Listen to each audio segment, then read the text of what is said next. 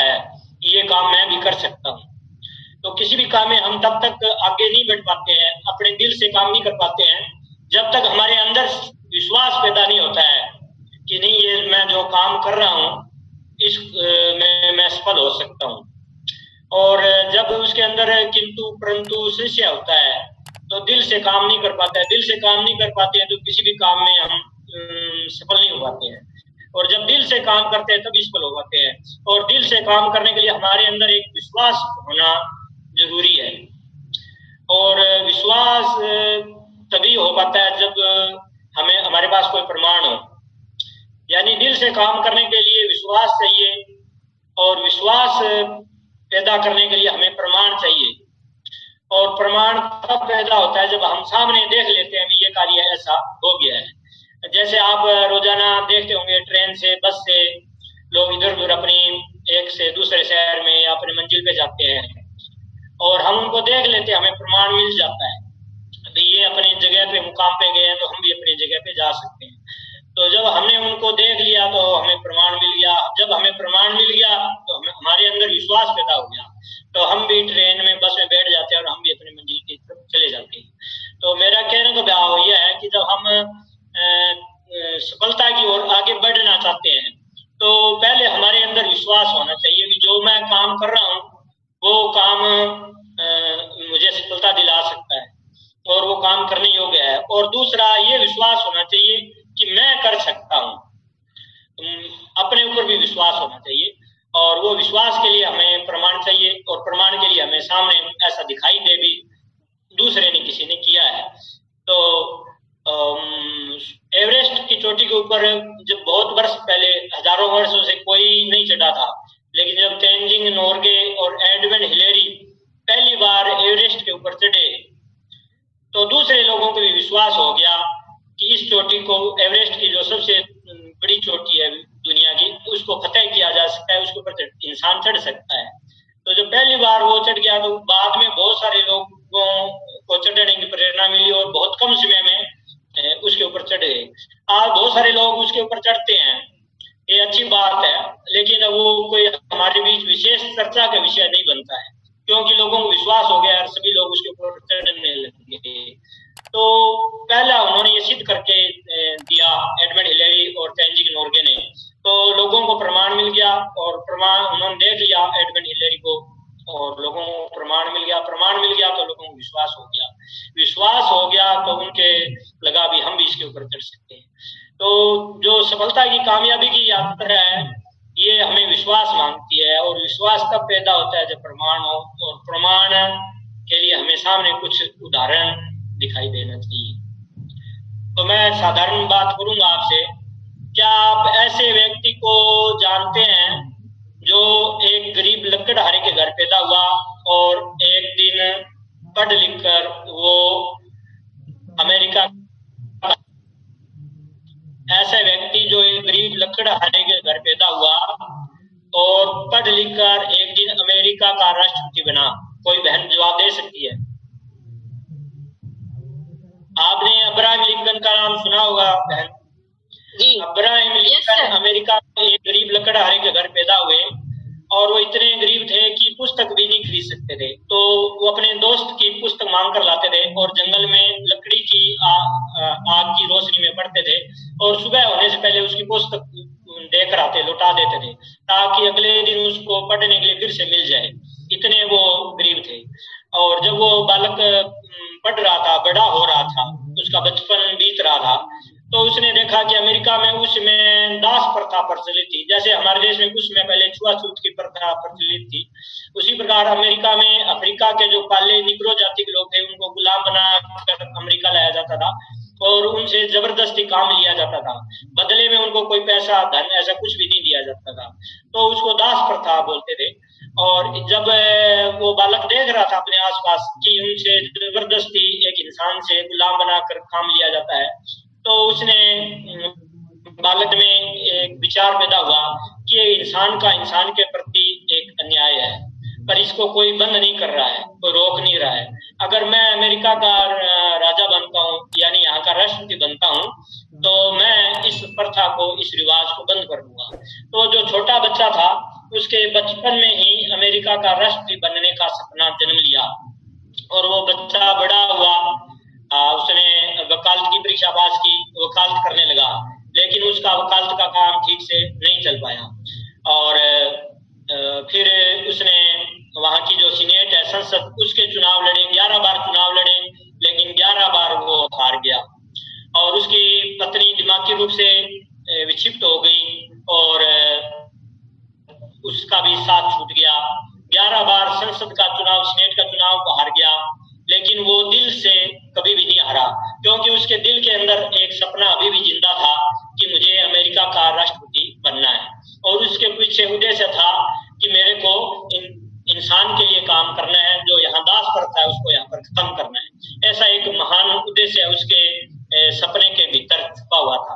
तो इस प्रकार वो निराश नहीं हुआ, वो लगा रहा और उसने 12वीं बार चुनाव लड़ा और 12वीं बार वहां के प्रेसिडेंट का, जिसको अपने राष्ट्रपति बोलते हैं, राष्ट्रपति का चुनाव लड़ा और वो चुनाव जीत गया और वहां का राष्ट्रपति बना और उसने कानून बनाकर अमेरिका में दास प्रथा का अंत कर दिया और वहां का राष्ट्रपिता का सम्मान मिला उसको। जैसे हमारे देश में महात्मा गांधी को राष्ट्रपिता का सम्मान मिलता है, उसी प्रकार वहां की जो मुद्रा डॉलर है, डॉलर के ऊपर अब्राहम लिंकन की फोटो छपी होती है, किसकी? एक गरीब लकड़हारे के बालक की फोटो छपी होती है। तो इस प्रकार वो एक गरीब लकड़हारे के घर पैदा हुआ, लेकिन उसने अपनी सोच को बदलकर और एक सपने के द्वारा एक महान कार्य किया और एक गरीब लकड़हारे का बच्चा अमेरिका का राष्ट्रपति बना। ऐसे क्या आप ऐसे व्यक्ति के बारे में जानते हैं जिसका जन्म हिंदुस्तान में मछली पकड़ने वाले घर उसका जन्म हुआ, मछली पकड़ने वाले के घर, और वो एक दिन हिंदुस्तान का राष्ट्रपति बना? कोई बहन जवाब दे सकती है?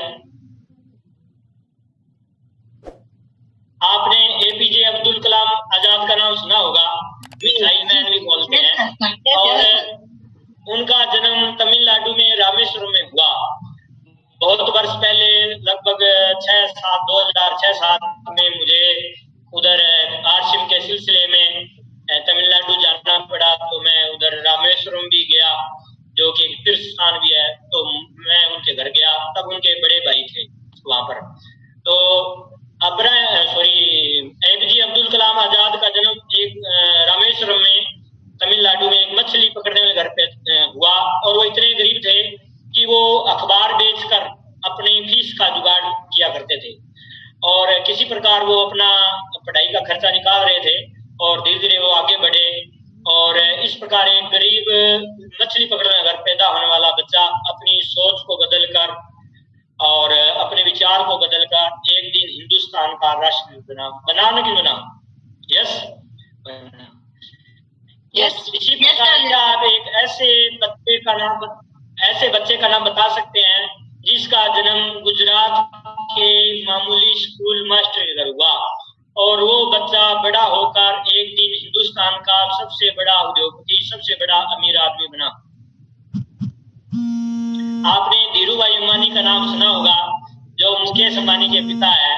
तो धीरू भाई अंबानी का जन्म गुजरात के एक मामूली स्कूल मास्टर के घर हुआ और वो बच्चा धीरे धीरे बड़ा हुआ और वो अपने रोजी रोटी की तलाश में अरब कंट्री में चला गया। वहां पर उसको कुछ ताने मिले और वो ताने की वजह से उसको ठोकर लगी दिमाग में और उस ठोकर की वजह से वो हिंदुस्तान आ गया और हिंदुस्तान में उसने बम्बई में काम करना शुरू किया। जब बम्बई में बहुत वर्ष पहले 60 और 70 के दशक में, 60 और 70 के, आवाज आ रही है ना? जी सर, बिल्कुल आ रही है आपकी आवाज आ रही है। 60 और 70 के दशक में बम्बई में सूती मिलें बहुत ज्यादा होती थी, अहमदाबाद, सूरत और मुंबई में। तो उसने सूत बेचने वाले एक एजेंट का काम किया। बहुत सारी मिलें होती थी जो कपास खरीद कर उसका धागा बनाती थी और दूसरी मिलें होती थी उस धागे को खरीद कर सूती कपड़ा बनाती थी। तो धीरू भाई अंबानी कहते हैं कि ये अब मुंबई में अपने कंधे पे वो सूत रखा करते थे, सूत का धागा रखा करते, सैंपल रखा करते थे और सैंपल लेकर उस धागे से कपड़ा बनाने वाली सूती मिलों के पास जाते थे और उनसे ऑर्डर लिया करते थे, उनको माल सप्लाई करते थे। इस प्रकार प्रकार उन्होंने हिंदुस्तान में अपने जीवन की इस प्रकार एक रोजगार की शुरुआत की और उसमें उनकी इनकम बहुत कम थी।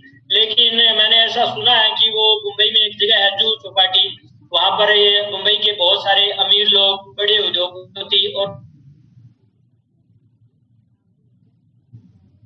सर आपका आवाज नहीं आ रही है सर, आप म्यूट हो गए हैं। जी सर म्यूट हो गए।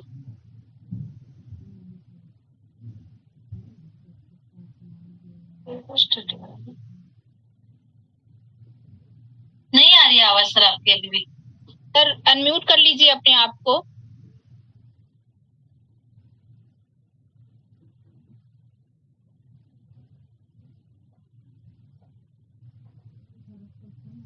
नहीं सर नहीं आ रही आवाज। जी सर हो गए हैं अनम्यूट। जी तो इस प्रकार वो मुंबई में सूत बेचने का ऑर्डर लेने का काम करते थे और एक मिल से दूसरे मिल वालों को वो सैंपल दिखाते थे। और मुंबई में एक जगह है जुहू चौपाटी, तो वहां पर अमीर लोग शाम को पिकनिक मनाने के जाते हैं। तो धीरू भाई अंबानी अगर दिन भर में 50 रुपए कमाते थे तो 50 रुपए कहते हैं वहां पर जाकर वो खर्च कर देते थे चाय पानी के लिए। तो उनका उद्देश्य कोई चाय पानी पीना नहीं था, उनका उद्देश्य था कि मुझे अमीर लोगों की यहाँ पर संगति मिलेगी।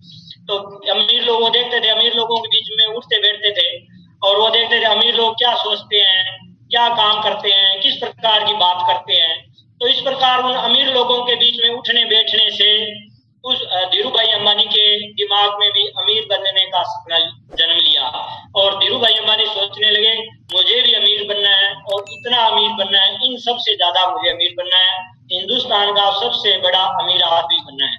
इस प्रकार उस बालक के मन में अमीर बनने का सपना जन्म लिया और उन्होंने अपने काम को आगे बढ़ाते गए और एक दिन उन्होंने रिलायंस कंपनी स्थापना की और 2003 में जब उनकी डेथ हुई तो कहते हैं उनके पास 69,000 करोड़ का साम्राज्य था और उसमें वो हिंदुस्तान के सबसे बड़े उद्योगपति और सबसे बड़े अमीर आदमी थे। तो ऐसे आप क्या एक ऐसे बच्चे के बारे में जानते हैं जिसने स्टेशन के ऊपर, प्लेटफॉर्म के ऊपर और ट्रेन के डिब्बों में चाय बेचने का काम किया और एक दिन हिंदुस्तान का प्रधानमंत्री बन गया? यस सर जानते हैं। जी यस सर जानते हैं, अभी हमारे पंत प्रधान जी है। यस मोदी जी। तो मोदी जी के बारे में आप सबने सुना होगा बहनों कि कैसे उन्होंने प्लेटफॉर्म पर ट्रेन में और ट्रेन के डिब्बे में चाय बेचने का काम शुरू किया और अपने विचार को बदलकर और अपने कर्म को बदलकर हिंदुस्तान के प्रधानमंत्री पद तक पहुंचे। तो बहनों ये मैंने एक कुछ नामचीन उदाहरण ऐसे दिए आपके सामने जो एक साधारण से असाधारण बन गए, लेकिन आप ऐसे बहुत सारे लोगों को जानते होंगे जो आपके आस पड़ोस में, आपके रिश्तेदारी में, आपके गली मोहल्लों में, आपके शहर में ऐसे बहुत सारे लोग होंगे जिनके बारे में आप चर्चा करते होंगे या दूसरे लोग चर्चा करते हैं कि वो पहले साधारण थे और आज वो उनका बहुत बड़ा नाम है, बहुत बड़े आदमी बन गए हैं। ऐसे होंगे ना आपके आसपास? तो मेरा कहने का भाव ये है कि जब वो लोग अपनी सोच को बदलकर, अपने कर्म को बदलकर आम से खास बन सकते हैं तो आप और हम भी आम से खास बन सकते हैं। तो ये आपके सामने प्रमाण मैंने बात की। जब विश्वास होगा तो हम आगे बढ़ेंगे और विश्वास के लिए प्रमाण चाहिए और प्रमाण के लिए हमें उदाहरण चाहिए सामने। तो बहुत सारे उदाहरण मैंने आपको बताए और बहुत सारे उदाहरण आपके आस पड़ोस में भी हैं। तो मेरा कहने का भाव ये, आप ऐसा विश्वास कीजिए कि जब वो ऐसा कर सकते हैं तो आप और मैं भी ऐसा कर सकते हैं। और अब मैं अपना परिचय थोड़ा सा परिचय देना चाहूंगा। जैसा मेरा नाम बताया अभी, मेरा नाम इंद्राज है और मैं राजस्थान में श्री गंगानगर जिले से पाकिस्तान की सीमा से सटे हुए एक गांव से मैं ताल्लुक रखता हूं। और धीरू भाई अंबानी और बिल गेट्स की तरह मेरे पास में भी किसी कॉलेज या यूनिवर्सिटी की कोई डिग्री नहीं है और फिर भी मैं इस मुकाम तक पहुंचा हूं। तो ये बात मेरा कहने का भाव ये है कि हमें अमीर बनने के लिए, कामयाब होने के लिए, बड़ा बनने के लिए, आम से खास बनने के लिए हमें ज्यादा पढ़े लिखे होने की कोई जरूरत नहीं है। तो बहुत सारे लोग ये मेरी बात सुन रहे होंगे तो ये बात मेरे को देख ले और बिल गेट्स को याद कर लें, धीरू वो ऐसा कर सकते हैं तो हम भी ऐसा कर सकते हैं। आपके पास अगर कॉलेज यूनिवर्सिटी कोई डिग्री नहीं है तो कोई चिंता की बात नहीं है।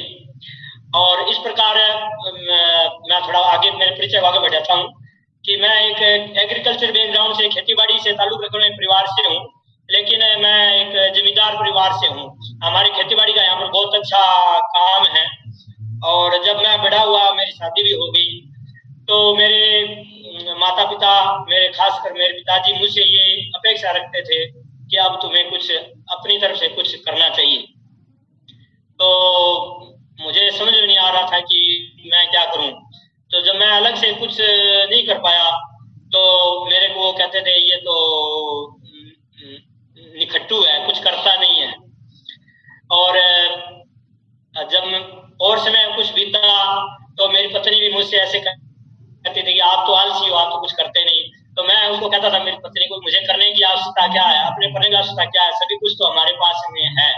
तो मेरी पत्नी मुझसे कहती थी कि ये तो हमें अपने माता पिता की तरफ से मिला हुआ है, इसमें हमारा कुछ नहीं है। तो मेरे मन में ऐसा भाव आता था कि मैं ऐसा कुछ करूं जिसको मैं कह सकूं कि मैंने कुछ ऐसा किया है। तो मुझे समझ में नहीं आ रहा था कि मैं क्या करूं। तो इसी प्रकार का आज की तरह एक अच्छा दिन मेरी जिंदगी में आया, जो कि आप सबकी जिंदगी में आ चुका है। और मेरे दोस्त, मेरे मित्र, मेरे हमदम, मेरे अपलाइन आदरणीय राजाराम जी सारन से मेरी मुलाकात हुई और उन्होंने मुझे इस खूबसूरत आरसीएम सिस्टम के बारे में मुझे बताया। तो जैसे मुझे बताया उनकी बात मुझे समझ में आ गई तो मुझे बहुत अच्छा लगा। और जैसे वो बता रहे थे तो मेरे पास में कुछ मेरे 5-7 और दूसरे मित्र लोग भी बैठे हुए थे। तो जैसे उन्होंने बताया मैंने इस बिजनेस को तुरंत करने का निर्णय लिया।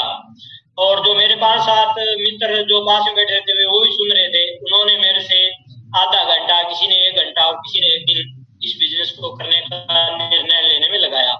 क्योंकि मैंने तुरंत निर्णय लिया इसलिए मैं उनका अपलाइन बन गया और वो मेरे डाउनलाइन बन गए। तो मेरे कहने का भाव ये है कि जिंदगी में अगर हम उचित समय पर उचित निर्णय लेते हैं तो हम सफलता के करीब पहुंच जाते हैं। तो हमारे बीच में ऐसे बहुत सारे साथी, बहुत सारी बहनें, भाई ये मेरी बात सुन रहे होंगे। अगर आपने आरसीएम शुरू नहीं किया है तो आप आज ही निर्णय लो। अगर आप आज ही निर्णय ले लेते हैं तो बाद में आने वाले लोग आपके डाउनलाइन में जुड़ जाएंगे और आप सफलता के एक कदम ऊपर की सीढ़ी पर होंगे। तो मैंने ये निर्णय लिया और मैं आगे बढ़ गया। अब मैंने बिजनेस को ज्वाइन कर लिया पर मुझे समझ में नहीं आ रहा था कि मैं दूसरे लोगों को क्या बताऊं, कैसे बताऊं, क्योंकि मैं एक शर्मिला और संकोची स्वभाव का लड़का था और मुझे दूसरों से बात करने में बड़ी झिझक होती थी। मैं कैसे बात करूं, क्या बताऊं। तो मैंने मेरे दोस्त को कहा कि मैं अपने कुछ लोगों से आपको मिला देता हूं और आप उनको बता देना। तो उन्होंने कहा ठीक है। तो मेरा ये काम था, मैं उनको कई बार अपने दूसरे परिचित लोगों से मिला देता था, वो उनको बताते थे और वो जुड़ जाते थे आरसीएम से, उनको भी अच्छा लगता था। तो इस प्रकार काफी समय हो गया।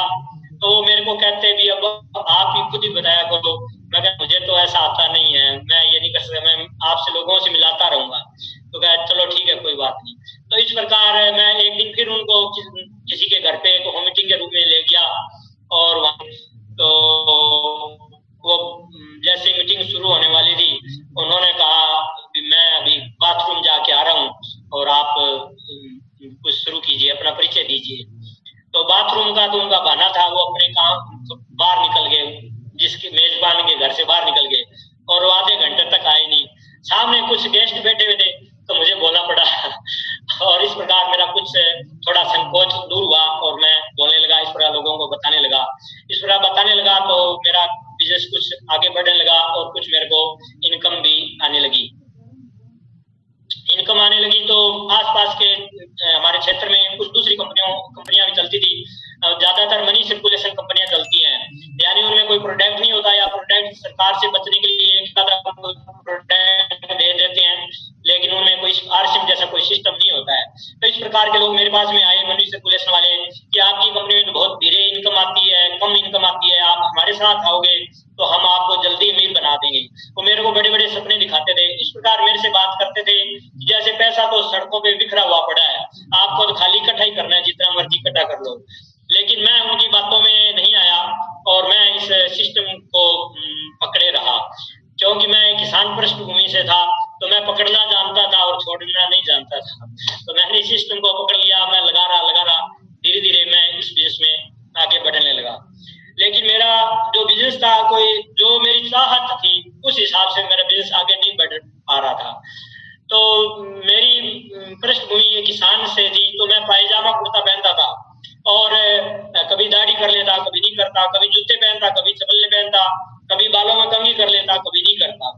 तो इस प्रकार की वेशभूषा में मैं लोगों को रॉयल्टी इनकम के बारे में बताता, टेक्निकल इनकम के बारे में बताता, तो लोग, सामने वाले लोगों को, अच्छे लोग थे, उनको मेरी बात का विश्वास नहीं होता कि यार ये कोई बिजनेसमैन नहीं लग रहा। तो मेरे साथ अच्छे लोग नहीं जुड़ पा रहे थे। तो ये बात मैंने मेरे मेंटर बीसी छाबड़ा जी से बताई। तो काफी समय से वो मेरे को कई 2-3 साल से देख रहे थे। तो उन्होंने कहा कि to attract people we have to be attractive. लोगों को आकर्षित करने के लिए हमें खुद को आकर्षक बनना पड़ेगा। तो मैंने कहा जी क्या करूं? उन्होंने कहा कि अगर आपको बिजनेस करना है तो आपको बिजनेसमैन की तरह ही बनना पड़ेगा। तो उन्होंने बताया आपको उसमें 3 जोड़ी पैंट शर्ट मिलते थे, तो आप इसको पैंट शर्ट पहनिए, कोट पैंट पहनिए, टाई लगाइए। तो इस प्रकार मैं अब दर्जी के पास गया। आपने जो मुझे किट में कपड़े 2 साल पहले मिले थे, मैंने सिलाई नहीं थे, मैं उनको सिलाया और कोट पैंट पहनने लगा, पैंट शर्ट पहनने लगा, टाई लगाने लगा, बालों में कंघी करने लगा। इस प्रकार अपने आप को मैंने अप टू डेट बना लिया। तो इस प्रकार मैं लोगों के सामने जाता था तो लोग मेरा बात का तवज्जो देते थे, मेरा मान सम्मान करते थे और अच्छे तबके के लोग मेरे साथ में जुड़ने लग गए। तो इस प्रकार मेरा बिजनेस कुछ और बढ़ा और धीरे धीरे जब बढ़ा तो मेरे को इनकम भी आने लगी। तो जब आपने देखा होगा फिजिकल मीटिंग होती है तो उसमें बताते हैं कि जिसको इनकम आई है या ये लेवल आया तो स्टेज पर आओ। तो ऐसे बुलाते थे तो मैं शर्मिला और संकोची था और ऐसी बात करने में मुझे झिझक होती थी, लेकिन स्टेज पे तो मैं जाने की सोच भी नहीं सकता था। तो जैसे मेरे को बुलाते तो मैं हॉल के पीछे दरवाजे से बाहर चला जाता था कि इधर रहूंगा तो मेरे को स्टेज पे बुला लेंगे। इस प्रकार मैं आपको ये बताना चाहता हूँ कि किस प्रकार एक साधारण इंसान अपनी सोच को बदलकर कहां से कहां जा सकता है। तो जब मेरे अपलाइन मुझसे पूछते हैं आपको वहां बुला रहे थे, आप कहाँ चले गए, तो मैं कोई बहाना बना लेता था कि मैंने किसी को इनवाइट किया था, वो आ रहे थे, फलाना निगड़ा, इस प्रकार। तो एक बार जैसे मीटिंग थी, उन्होंने पहले प्लानिंग कर ली। जैसे इनकम वाले लोगों को बुलाया जाने लगा, मेरा वही रूटीन के हिसाब से मैं बाहर जाने लगा। तो दूसरे दरवाजे से भागकर मेरे अपलाइन मेरे सामने आ गए कि भाई साहब उधर कहाँ जा रहे हो, आपको उधर बुला रहे हैं। और मेरे को जबरदस्ती पकड़ कर स्टेज पे ले आए और मेरे हाथ में माइक पकड़ा दिया। जैसे मेरे हाथ में काला माइक पकड़ाया तो बहन मेरे को ऐसा लगा कि मेरे को कोई काला सांप पकड़ा दिया है। मैं डर गया। मेरे को कहा कि अपना नाम बताइए, कितनी इनकम आई है ये बताइए। तो मैं अपना नाम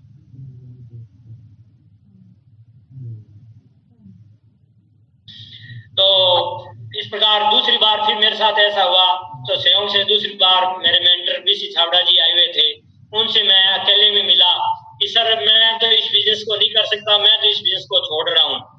उन्होंने कहा क्यों, क्या बात है, आपका नेटवर्क ठीक बन रहा है और ठीक चल पड़ा आपका काम, आपको तो करना चाहिए।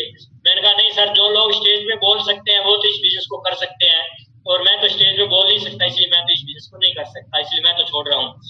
तो उन्होंने मेरी बात को ध्यान से सुना और उन्होंने मेरे से कहा कि आपकी शादी हुई है? मैंने कहा हुई है। तो उन्होंने कहा कि जब आप शादी हुई तो आप अपनी पत्नी से पहली बार बातचीत की आपने, तो आपको कुछ बात करने में झिझक हुआ होगा, बहुत सारी बहनें सामने बैठी है, लेकिन जो हकीकत बात है, जो मेरे साथ घटित हुई, वही मैं आपको बताना चाहता हूँ। तो मैंने कहा हाँ जी मेरी शादी हुई है और मैंने अपनी पत्नी से पहली बार बातचीत की तो मुझे कुछ शर्म संकोच हुआ। तो उन्होंने कहा बात करते हो तो होता है। मैंने कहा नहीं जी, वो तो हमारे परिवार की सदस्य है, कोई संकोच वाली बात नहीं है। तो उन्होंने मेरी डायरी में लिखा practice make a man perfect, अभ्यास आदमी को पारंगत बना देता है। उन्होंने कहा कोई बात नहीं बेटा, आप अपना अभ्यास जारी रखो और एक दिन आप बहुत अच्छे स्पीकर बन जाओगे। और मुझे जैसे एक मंत्र मिल गया और मैंने अपने अभ्यास को जारी रखा और अब मैं आप बहनों के सामने इस प्रकार अपनी बात रख रहा हूँ, तो मुझे वो शर्म और झिझक, वो संकोच नहीं है। तो मैं आपसे ये कहना चाहता हूँ, ये भी एक आप इसको मैसेज के रूप में नोट कर सकते हैं कि practice make a man perfect.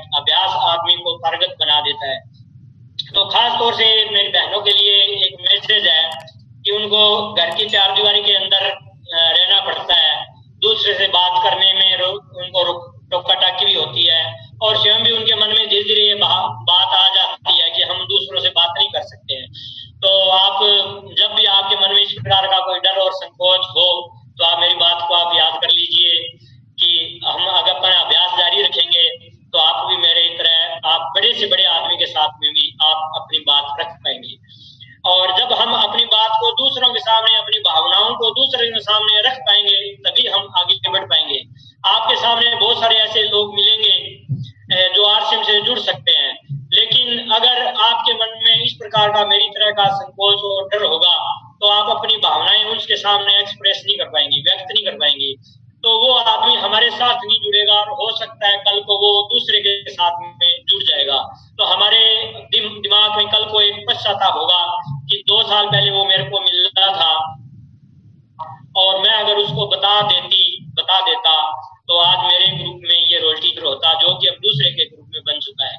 तो आप अपने डर और संकोच को छोड़ दीजिए और अपनी भावनाओं को व्यक्त करिए।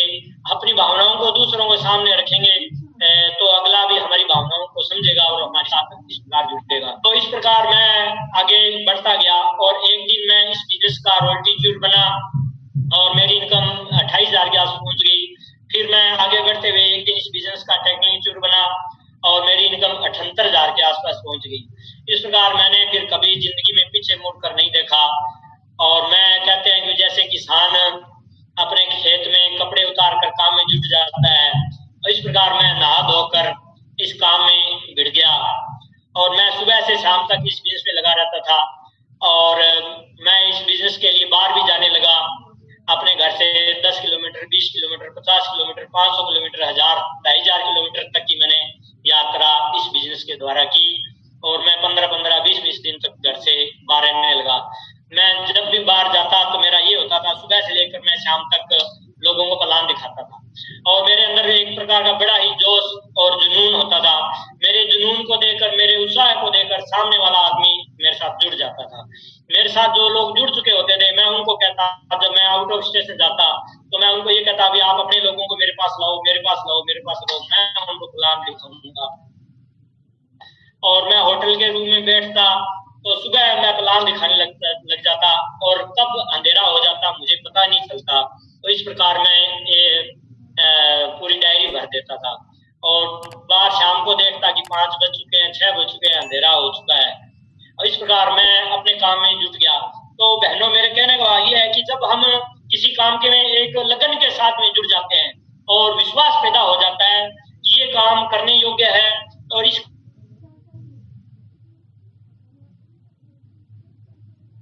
काम में मैं कामयाब हो सकती हूँ और एक भाव, एक उत्साह, एक जुनून पैदा होता है। वो जुनून ही हमें कामयाबी की ओर ले जाता है।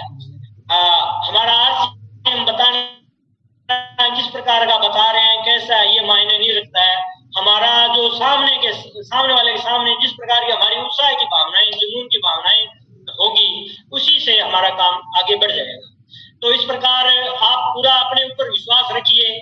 जैसा मैंने को बताया कि आपके अंदर ही ये जो विश्व की रचना करने वाली माँ भगवती आपके अंदर बैठी हुई है। आप ही एक बालक का निर्माण करती हैं, आप इस दुनिया का निर्माण करती हैं। और बहुत सारे साधारण बालक, लकड़हारे का, मछुआरे का, चाय बेचने वाला, इस बड़े आदमी बन गए। और मैं आपके सामने उदाहरण हूँ, एक शर्मिला, संकोची,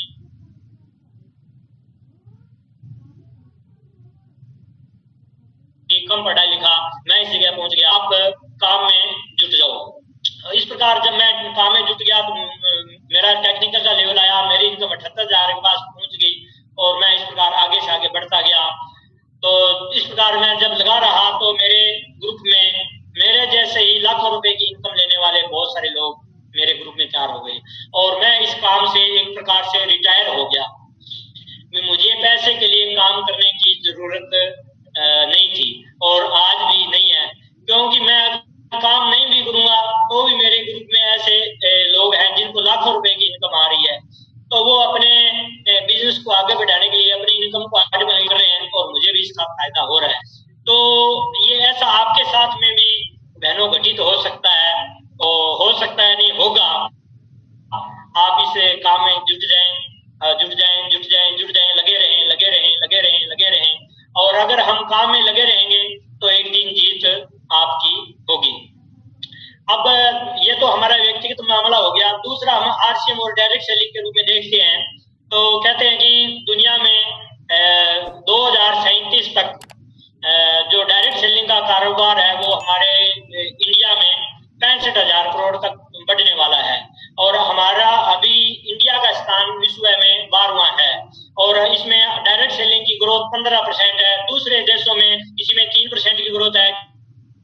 किसी में 5% किया है, किसी में 7% किया है, जो हमारे नंबर से आगे हैं, यानी 11 नंबर तक जो देश है। लेकिन हमारी इंडिया की ग्रोथ 15% की है। तो जिस ग्रोथ रेट 15% हमारा है, जिस ग्रोथ रेट से हम आगे बढ़ रहे हैं, तो आने वाले समय में 2030 में इंडिया में विश्व में इंडिया डायरेक्ट सेलिंग में नंबर 1 बन जाएगा।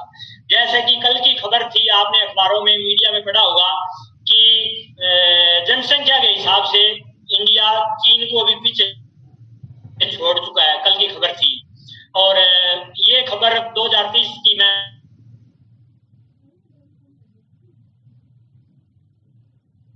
सर आपकी वीडियो बार बार स्टक हो रही है, आवाज भी नहीं आ रही है। अपना वीडियो बंद कर देंगे सर तो आवाज साफ आएगी। अरे मेजर इधर आना प्लीज। सर वीडियो अपना स्टॉप कर देंगे ना तो आवाज साफ आएगी। तो इस प्रकार अपना देश नंबर 1 बनने वाला है।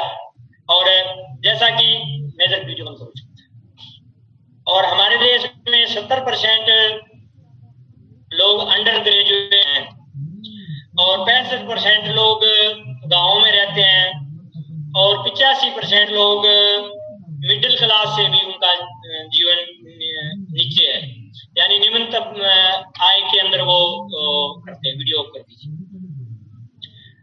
तो जो इस बिजनेस के हिसाब से हमारी संभावनाएं हैं वो बहुत ज्यादा है कि इस बिजनेस में हमें इनकम